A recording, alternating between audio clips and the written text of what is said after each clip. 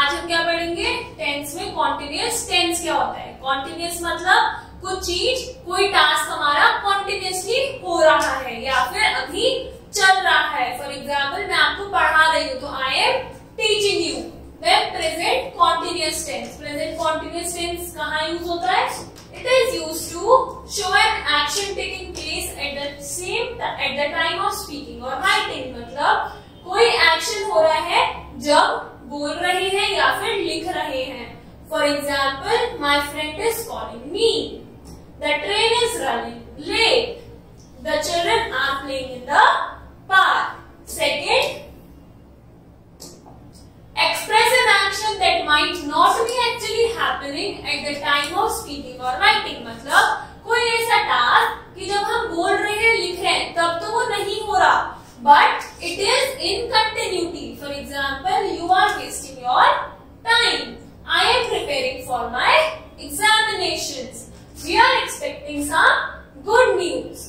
Third, expresses an action that will happen in the near future। मतलब कि जो future आने वाला है, बिल्कुल पास वाला, उसमें वो चीज हो सकती है। They are leaving for Mumbai tonight। वो आज रात मुंबई के लिए निकल रहे हैं। My uncle is going tomorrow। We are playing a friendly cricket match next Sunday। Now ये sentences बनते कैसे हैं? तो हमारे जो कौन से होते हैं, प्रेजेंट कॉन्टिन्यूअस टेंस होते हैं, वो कैसे बनते हैं, सबसे पहले लिखते हैं सब्जेक्ट। तो यहाँ सब्जेक्ट, ये सब क्या है, these all are subjects, plus फिर आता है हमारा इज, आर एंड एम। तो एम किसके साथ होता है, आई के साथ। तो आई एम। इज यूज होता है जितनी भी सिमिलर ऑब्जेक्ट्स होते हैं, मतलब ही, शी, इट और एनी नेम के साथ आता है इज। और आर होता है एनी प्लूरल, मतलब कि वी, यू, दे और any plural form. Plus verb, यहाँ पे वर्ब क्या है, लिव। तो लिव प्लस आईएनजी, मतलब लिव की ING form, and plus last में ऑब्जेक्ट। तो ये क्या थे हमारे, ये है हमारे प्रेजेंट कॉन्टिन्यूअस टेंस। अब इसका अगर हमें नेगेटिव बनाना है तो हम क्या करेंगे, हम जो हमारे हेल्पिंग वर्ब्स हैं उनके और मेन वर्ब के बीच में लगाएंगे नॉट। तो I am not living, we are not living, he is not living. Now अगर इनका इंटरोगेटिव सेंटेंस बनाना है तो हम क्या करते हैं, सब्जेक्ट बाद में जाता है और जो हमारे हेल्पिंग वर्ब है वो पहले। For example, am I living, are we living, and is he living. और इंटरोगेटिव क्वेश्चन में लास्ट में क्या आता है, question mark. Now for example, I am living in Kanpur, I am not living in Kanpur, and am I living in Kanpur. Radha is living in Kanpur, Radha is not living in Kanpur, and is Radha living in Kanpur.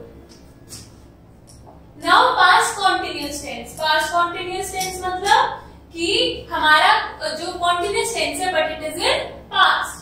तो ये कहाँ use होते हैं, the continuous past tense is used to express an action completed in the past. एक ऐसा action जो past में हो चुका है। The time of the action may और may not be mentioned. Now my friend was calling me. अब यहाँ was लग गया, was क्या शो कर रहा है, this sentence is in past. yesterday, अब yesterday से पता चल रहा है कि पास्ट की बात हो रही है। The train was running late, the children were playing in the park। अब ये सेंटेंसेस कैसे फॉर्म होते हैं,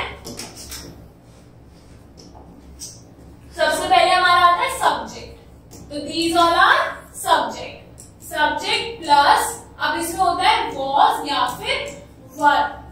was यूज होता है हमारा जितने भी सिंगुलर होते हैं, एंड वर यूज होता है हमारा जितने भी प्लूरल होते हैं, प्लस वर्ब की आईएनजी फॉर्म, यहाँ पे लिव है तो living, plus object to complete the sentence, and last में full stop.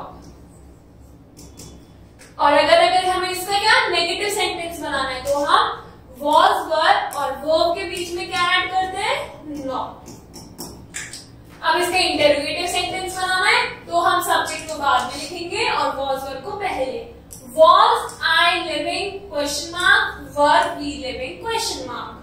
I was living in Kanpur. I was not living in Kanpur. Was I living in Kanpur? Question mark. Now future continuous tense. Future continuous tense means कि it is used to express an action that will happen at some time in future. किसी time पे होगा future में. For example my friend will be calling me, मतलब मेरा friend मुझे call करेगा. The train will be running late. The children will be playing in the park. तो यहाँ विल बी से हमें पता चल रहा है कि सेंटेंसेस में फ्यूचर में और आईएनजी ऐड हो रहा है वर्ब के लास्ट में, तो उससे पता चल रहा है कि किसमें continuous. Now second, to express an action that will be happening at the given time in future. For example, we hope she will be coming soon. I think he will be teaching these days. तो यहाँ पे हमने क्या at a given time हमने time दे दिया है. Third, to express an action in the future that is already planned or expected to happen in the normal course. मतलब कि कोई इवेंट, कोई फंक्शन जो कि पहले से, ये सब क्या होता है, पहले से ही प्लान होते हैं. तो we will be visiting Mumbai next week. तो यहाँ पे हमने लिख भी दिया कि कब विजिट करेंगे, next week. My uncle will be coming tomorrow. The gardener will be watering the plants. Now ये सेंटेंसेस फॉर्म कैसे होते हैं, तो सबसे पहले सब्जेक्ट, ये हो गया हमारा सब्जेक्ट. फिर उसके बाद में लगता है शेल या will plus be and plus verb की ING form plus object and full stop. Now shall किसके साथ यूज होता है, शेल होता है आई और वी के साथ, और विल किसके साथ होता है, बाकी के अदर सब्जेक्ट्स के साथ. देन इनके बाद बी ऐड होता है, वर्ब की ING form and object plus full stop. Now interrogative sentences में ये स्वैप हो जाता है कि shall I be living, will फिर क्या, will he be living, question mark. तो will shall be living in Kanpur, we shall not be living in Kanpur, and shall we be living in Kanpur, question mark. Now Radha will be living in Kanpur, ये हो गया हमारा future continuous में क्या, affirmative sentence, positive sentence. Then Radha will not be living in Kanpur, मतलब not आ रहा है कि राधा कानपुर में नहीं रहेगी, तो ये हो गया negative sentence. Then will Radha will not be living, will Radha not be living in Kanpur, question mark.